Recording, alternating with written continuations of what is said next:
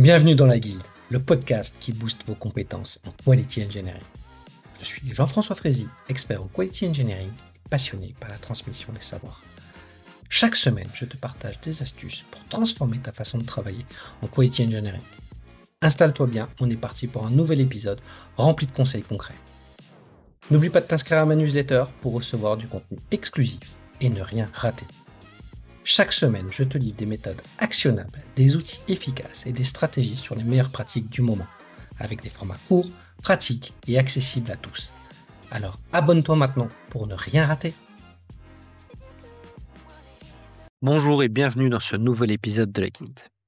Aujourd'hui, je vais te parler d'une pratique encore trop souvent perçue comme un leaks, pire comme une perte de temps, le pair testing. Pourtant, c'est tout l'inverse. S'il est bien fait, le pair testing, c'est un accélérateur à la fois d'apprentissage, de compréhension mutuelle et surtout de qualité. Alors, comment transformer 20 minutes de pair testing en un vrai levier d'efficacité pour ton équipe? On va voir ça ensemble tout de suite. Accroche-toi bien. Donc, déjà, qu'est-ce que c'est le pair testing? C'est tout simplement deux personnes qui testent ensemble en temps réel sur un même sujet, une même fonctionnalité, une même interface, pardon. Donc, c'est un peu différent avec le mob testing où on va essayer de faire ça avec toute l'équipe. Là, on n'a que deux personnes et on va être focus. On va être avec des échanges directs sur ce qu'on doit tester sur cette fonctionnalité. Le pair testing, c'est plus léger, c'est plus simple à mettre en place, mais c'est aussi très puissant. Donc, très souvent, ce que je vois, c'est que le pair testing, on pense que c'est un QA plus un QA, mais c'est pas forcément ça. C'est très souvent ce qu'on voit, c'est un QA avec un dev. Et il peut comprendre l'ensemble d'une fonctionnalité. Ça va être plus facile de voir comment il a développé, comment on va tester ensemble, comment anticiper des cas aux limites. J'ai déjà vu aussi sur ceux qui ont un certain niveau de maturité, deux devs qui le faisaient ensemble. Donc ça peut être intéressant. Mais j'ai aussi vu un PO et un QA qui, pour besoin de s'aligner, notamment sur les besoins métiers, sur la clarification des critères d'acceptation. Et j'ai vu de façon plus exceptionnelle aussi un QA qui travaille avec un UX pour voir comment on peut tester la fluidité d'un parcours utilisateur dès les premières maquettes de façon interactive. Donc ça, c'est des exemples. Mais voilà, celui qu'on voit le plus souvent, c'est un QA et un dev.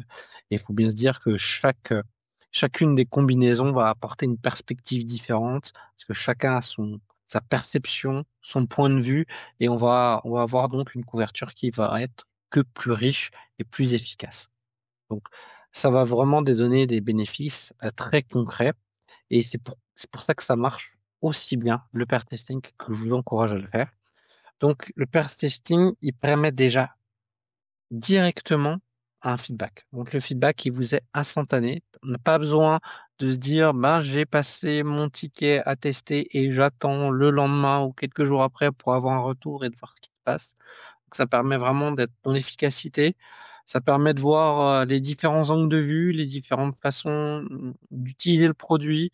Donc vraiment, on peut réduire les angles morts et on va passer vraiment dans une anticipation du bug. On va être beaucoup plus dans de la prévention. On va le détecter au plus tôt parce qu'on est encore dans la phase de développement et ça évite souvent des défauts qui vont être coûteux et qui seraient passés peut-être en prod parce qu'on n'a pas eu le temps de tout tester. Donc en résumé, en fait, on gagne du temps, on améliore la qualité et on renforce la collaboration avec des acteurs qui n'ont pas forcément toujours l'habitude de faire du test et de penser test et ça les aide à mieux structurer leur pensée et de penser comme un utilisateur final. Donc ça, c'est très intéressant. Bon, par contre, c'est pas des sections où on arrive quand même les mains dans les poches. Il faut quand même se préparer et bien structurer cette session pour qu'elle soit efficace. Par exemple, elle ne doit pas durer, allez, moi je dis 20 minutes, ça peut être à 30 minutes sur des sujets un peu plus complexes, où ça va être vraiment, vraiment, on aura vraiment besoin de passer un peu plus de temps. Il faut vraiment le time boxer et le cadrer et de savoir quel va être l'objectif de cette session. L'objectif, c'est pas de dire, tiens, on va tester un maximum de choses. Non, c'est par exemple, je travaille sur un nouveau mode de paiement. Avec des gestions de cartes expirées sur cette user story. Moi, c'est ça que je vais tester. Quel est le rôle? Qui c'est qui manipule? Qui c'est qui va observer? Il va prendre du recul et poser des questions.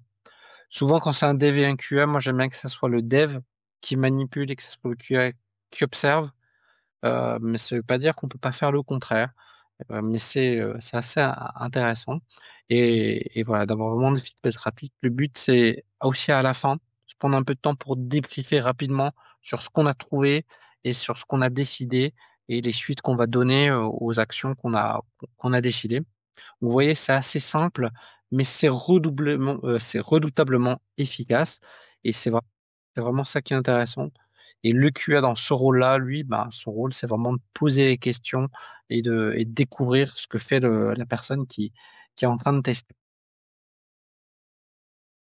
Voilà, vous pouvez être aussi amené à avoir des personnes qui vont avoir certaines objections sur ce type de pratique, et c'est normal, parce que quand on n'a pas l'habitude de le faire, on peut être sceptique, mais vous allez avoir des gens qui vont dire non, mais on n'a pas le temps, ça monopolise de personnes, de toute façon, ça ne sert à rien, chacun peut tester de son côté, ça revient au même, ou c'est pas mon boulot de tester, c'est au QM. Bon, la réalité, c'est qu'en fait, ça va pas vous prendre plus de temps, bien au contraire, ça va vous faire gagner et ça va vous permettre d'avoir plus de personnes qui ont des compétences pour bien tester et voilà, et que vous allez éviter plus rapidement un bug, plus rapidement et que ces quelques minutes d'échange, bah, c'est autant de jours de correction économisés pour plus tard. Donc, si vous voulez commencer sereinement, voilà, je vous rappelle, voilà, 3 conseils vraiment à prendre en compte. Timeboxer, 20 minutes et commencez petit. Commencez pas par le sujet le plus complexe, pas commencez pas avec la personne la plus réticente et d'avoir un objectif très précis avec un cas bien ciblé à évoluer et surtout avoir des rôles très clairs. On teste pas en même temps. Il y en a un qui va être le driver qui teste et l'autre qui va observer, qui est l'observeur. Et on peut aussi alterner pour équilibrer les sessions et voir ce qu'il en est, mais il faut que ça soit défini clairement en amont. Avec ça, vous aurez moins besoin de convaincre et les résultats parleront d'eux-mêmes. Donc, je vous encourage à essayer le pair testing, à le mettre en place sur vos projets, parce que c'est l'exemple parfait de pratiques qui sont finalement simples, mais qui sont facilement activables et qui vont transformer vos pratiques de la qualité au sein de vos équipes produits. Donc, ça permet de lever les ambiguïtés, de prévenir les bugs et bien sûr de renforcer la collaboration avec toutes les parties prenantes dans votre équipe. Donc, c'est pas un luxe ou une perte de temps, c'est plutôt un investissement qui va être très intelligent et qui va vous permettre d'être plus efficace et d'avoir vraiment une version shift left de la qualité. Donc, dites-moi si vous aussi vous avez déjà essayé ou si vous pratiquez au quotidien le pair testing, avec qui vous le faites et surtout ce que ça a changé dans votre équipe. Donc, merci d'avoir suivi cet épisode. Si tu veux découvrir d'autres pratiques qui changent ton quotidien, bah, n'hésite pas à t'abonner euh, à la guilde, que ça soit le podcast ou la newsletter, et je te dis à très vite dans le prochain épisode de la guilde. Merci d'avoir écouté cet épisode. C'est grâce à toi que la guilde continue de grandir.